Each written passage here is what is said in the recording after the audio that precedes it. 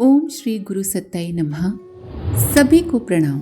आइए समस्याओं का समाधान ऋषि चिंतन से के क्रम को आगे बढ़ाते हैं।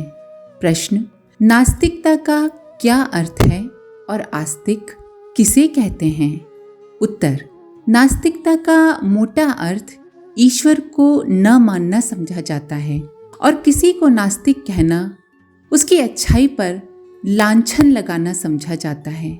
विचारणीय है कि ईश्वर को मानने या ना मानने से ईश्वरीय अनुदानों में कोई अंतर नहीं आता।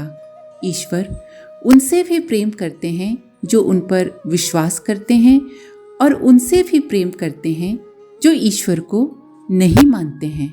ईश्वर किसी के भी प्रति भेदभाव नहीं बरतते। तो फिर नास्तिकता की इतनी तीव्र बुराई क्यों की गई है? सोचने से एक ही निष्कर्ष निकलता है कि ईश्वर को न मानने से अभिप्राय ये नहीं है कि जो लोग पूजा पाठ नहीं करते हैं वो नास्तिक हैं, बल्कि नास्तिक वो माना गया है जिसकी कर्म फल व्यवस्था के प्रति अनास्था है। पूजा पाठ करने और ईश्वर के भजन गाने के बाद भी यदि कोई कर्म फल के क्रम को झुटलाता है तो भजन पूजन करते रहने पर भी उसे नास्तिक ही कहा जाना चाहिए। मनुष्य कथा कर सकता है, पूजा कर सकता है, पाठ कर सकता है, भजन सुन सकता है, पर यदि उसने अपने जीवन में उच्च गुणों को, उच्च आदर्शों को धारण नहीं किया है, यदि वो कर्म फल व्यवस्था पर विश्वास नहीं करता, अर्थात यदि मनुष्य को ये समझ में नहीं आता कि अगर वो किसी दूसरे के साथ बुरा करेगा तो उसका कभी न कभी बुरा अवश्य होगा, ऐसे व्यक्ति नास्तिक ही कहे जाएंगे। इसके विपरीत यदि कोई व्यक्ति ईश्वर की चर्चा नहीं करता किंतु कर्म फल का अनुशासन सुनिश्चित मानकर अपनी गतिविधियों पर ध्यान रखता है, उन्हें उच्च बनाता है, तो तात्विक दृष्टि से उसे आस्तिक ही कहा जाएगा। अस्ति और नास्ति का मोटा अर्थ है ईश्वर है और नहीं, ये उथला अर्थ है। सच्चा अर्थ है कर्म व्यवस्था सुनिश्चित है या नहीं। आस्तिक वो है जो कर्म फल की अकाट्य ईश्वरीय व्यवस्था पर विश्वास करके अपना हित अहित निश्चित करता है। ऐसा व्यक्ति बुराई से बचने वाला, चरित्रनिष्ठ, उदार, परमार्थ परायण, समाजनिष्ठ ही हो सकता है और वो ईश्वर का प्यारा भी होगा। प्रश्न: अंतरात्मा का मनुष्य जीवन में क्या महत्व है? वह ये मनुष्य के जीवन को किस प्रकार प्रभावित करता है? उत्तर: मनुष्य में जहाँ तक शारीरिक मानसिक स्तर की अनेक विशेषताएं हैं, वहीं उसकी वरिष्ठता इस आधार पर भी है कि उसमें अंतरात्मा कहा जाने वाला एक विशेष तत्व पाया जाता है। मनुष्य में उत्कृष्टता का समर्थन और निकृष्टता का विरोध करने की ऐसी क्षमता है जो अन्य किसी प्राणी में नहीं पाई जाती। मनुष्य में स्नेह, सौजन्य, औचित्य, न्याय एवं उदार सद्भावना से भरे गुण पाए जाते हैं। ये किसी स्वार्थ या लाभ से प्रेरित होकर नहीं, वरन अंतराल की गहरी परतों से उठकर आते हैं और इतने प्रखर रहते हैं कि आदर्शवादिता के निमित्त कष्ट सहने या घाटा उठाने के लिए भी मनुष्य तत्पर हो जाता है। यही अंतरात्मा है जो सत्कर्म करने पर भीतर ही भीतर प्रसन्न होती, गर्व संतोष प्रकट करती हुई देखी जाती है और अनीति अपनाते समय अंतर्मन विक्षुब्ध होता है और आत्म प्रताड़ना की पीड़ा अपने आप सहनी पड़ती है। भर्त्सना प्रताड़ना का भय न हो तो भी दुष्कर्म करते समय भीतर जी काटता का चोटता है, यही अंतरात्मा है। अंतरात्मा मनुष्य को प्रोत्साहित करती रहती है कि आदर्शवादिता अपनाई जाए। आदर्शवादिता के लिए कष्ट भी सहा जाए तो कोई बात नहीं। व्यक्ति की अंतरात्मा सदैव यही प्रेरणा देती है कि वो मात्र अपने हित के लिए नहीं, वरन मानव मात्र के कल्याण के लिए कार्य करे। इसी अंतः प्रेरणा से अनुप्राणित होकर मनुष्य त्याग बलिदान भरे उच्च स्तरीय उदाहरण प्रस्तुत करता और न्याय रक्षा के लिए निजी स्वार्थ न होने पर भी कष्ट झेलने का साहस करता देखा जाता है। अंतरात्मा ही मनुष्य में विराजमान परमात्मा का प्रतीक प्रतिनिधि माना गया है। प्रश्न, ओम का क्या अर्थ है? उत्तर, ये ईश्वर का स्वयं घोषित सबसे छोटा नाम है। ओम, इसमें 3 अक्षर मिले हैं, अ, उ और म। अ का अर्थ है आत्मपरायणता, शरीर के विषयों से मन हटाकर आत्मानंद में रमण करना। उ का अर्थ है उन्नति, अपने को शारीरिक, मानसिक, सामाजिक, आर्थिक एवं आत्मिक संपत्तियों से संपन्न करना। और म का अर्थ है महानता, शुद्धता, संकीर्णता, स्वार्थपरता, इंद्रिय लोलुपता को छोड़कर प्रेम, दया, उदारता, सेवा, त्याग, संयम एवं आदर्श के आधार पर जीवन यापन की व्यवस्था बनाना।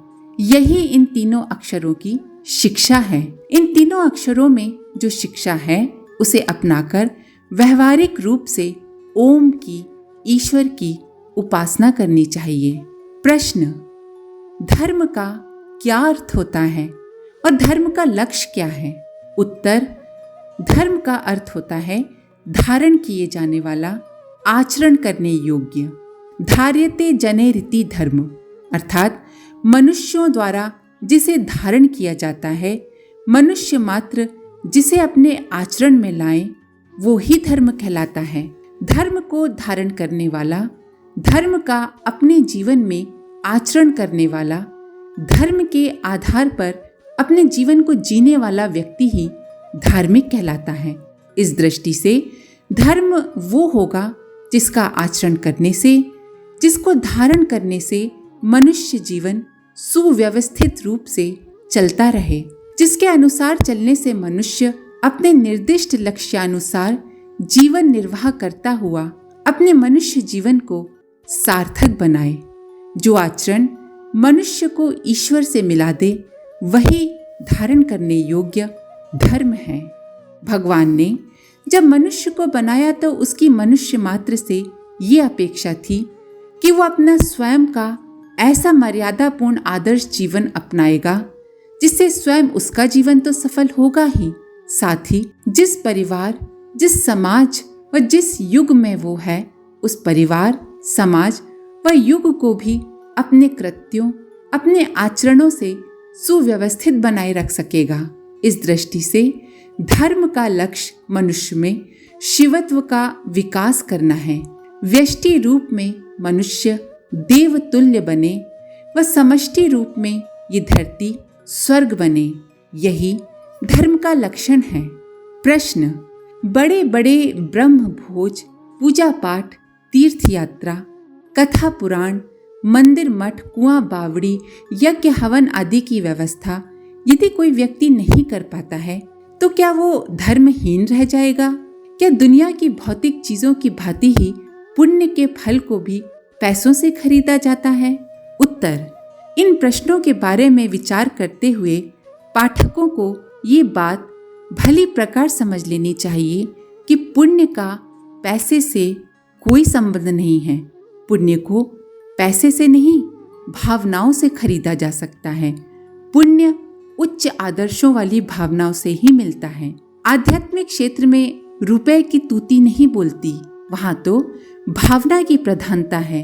दंभ, अहंकार, नाम की चाह, वाहवाही, पूजा प्रतिष्ठा के प्रदर्शन के लिए धर्म के नाम पर करोड़ों रुपए खर्च करने पर उतना पुण्य फल नहीं मिल सकता जितना कि आत्मत्याग, श्रद्धा एवं सच्चे अंतःकरण से रोटी का टुकड़ा देने पर प्राप्त होता है।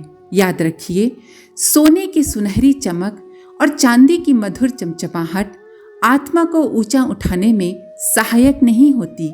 आत्मिक क्षेत्र में गरीब और अमीर का दर्जा बिल्कुल बराबर है। वहां सबके पास समान वस्तु है, समान साधन है। भावना हर अमीर और हर गरीब व्यक्ति को प्राप्त है। भावना की अच्छाई बुराई के ऊपर ही पुण्य पाप की सारी दारोमदार है। चौंधिया देने वाला प्रदर्शन, बड़े बड़े कार्यों के विराट आयोजन रंगीन बादलों से बने हुए आकाश चित्रों की भांति मनोरंजक तो हैं, पर उनका अस्तित्व कुछ नहीं। सच्चे हृदय से किए हुए अत्यंत छोटे और तुच्छ दिखने वाले कार्य का जितना महत्व है, उतना दंभ पूर्वक अभिमान पूर्वक किए हुए बड़े भारी आयोजन का किसी प्रकार भी नहीं हो सकता। भावना की सच्चाई और सात्विकता के साथ आत्मत्याग और कर्तव्य पालन, यही धर्म का पैमाना है। इस भावना से प्रेरित होकर काम करना ही पुण्य है। पैसे वाला अपने पैसे को जी खोल कर सत्कार्य में लगाए, उसी प्रकार गरीब के पास जो साधन है उनको वो ईमानदारी के साथ खर्च करे। सद्भावना जितनी प्रबल होगी, आत्मत्याग उतना ही बड़ा होगा और पुण्य फल उतना ही बड़ा होगा। प्रश्न: ईश्वर मान्यता, ईश्वर पर विश्वास व्यक्ति एवं समाज को किस प्रकार प्रभावित करते हैं? उत्तर: ईश्वर को सच्चे हृदय से मानने से व्यक्तिगत चरित्र की पवित्रता, प्रामाणिकता और समाज में सुव्यवस्था बनी रह सकती है। सच्चे हृदय से ईश्वर को मानने का अर्थ है आदर्श गुणों को अपने आचरण में उतारना। वरन ईश्वर को मानने वाले तो ऐसे लोग भी हैं जो खूब घंटी बजाते हैं, मंदिर जाते हैं, हवन पूजन करवाते हैं और फिर रिश्वत लेते हैं, झूठ बोलते हैं, गलत आचरण करते हैं। ये ईश्वर को मानना नहीं हुआ। चरित्र निष्ठा और समाज निष्ठा के सत्परिणाम व्यापक रूप से मिलते रह सकते हैं। उसका इतना लाभ मिल सकता है जिसे देखते हुए शासकीय दंड की व्यवस्था भी हल्की दिखाई पड़ती है। सरकार तो सबूत मिलने पर ही किसी को अपराधी ठहराती है और दंड व्यवस्था करती है, पर ईश्वर की नजर सर्वत्र है। उससे किसी के कर्म और विचार छिपे नहीं रहते। साथ ही उसकी परिणाम व्यवस्था में भी किसी के साथ राग द्वेष रखे जाने की गुंजाइश नहीं है। इसी रूप में यदि ईश्वर पर विश्वास किया जा सके तो व्यक्ति और समाज को सुसंस्कृत रखे जाने के समस्त अवरोध दूर हो सकते हैं। स्वर्ग और नरक को मरणोत्तर जीवन में कर्मों का फल मिलने की, पुनर्जन्म वर्तमान के कार्यों के अनुसार मिलने की आस्था को जितना सुनिश्चित और जितना गंभीर बनाया जा सके, उसी सीमा तक सर्वसाधारण को नीतिवान, चरित्रवान बनाया जा सकता है और सर्वत्र ईश्वर निष्ठा में स्थिरता दृष्टिगोचर हो सकती है। ये सर्वसाधारण के लिए इतना अधिक महत्वपूर्ण है कि इस आधार पर विश्व शांति के लिए, सर्वजनीन सुख शांति और प्रगति के लिए बहुत कुछ किया जा सकता है। भूतकाल में जिस प्रकार आस्तिकता ने भारत भूमि को स्वर्गादपि गरीयसी बनाया था, उसकी पुनरावृत्ति फिर हो सकती है यदि ईश्वर का वास्तविक स्वरूप और उसका अनुशासन सर्वसाधारण के अंतराल में गहराई तक जमाया जा सके, तभी ये संभव है। आज के लिए इतना ही। अपने विचार कमेंट बॉक्स में जरूर लिखें। आप सभी का धन्यवाद। ओम शांति। हमारे YouTube चैनल को सब्सक्राइब करें और बेल आइकन को दबाकर ऑल पर क्लिक करें ताकि आने वाले सभी वीडियोस की नोटिफिकेशन आपको मिलती रहे।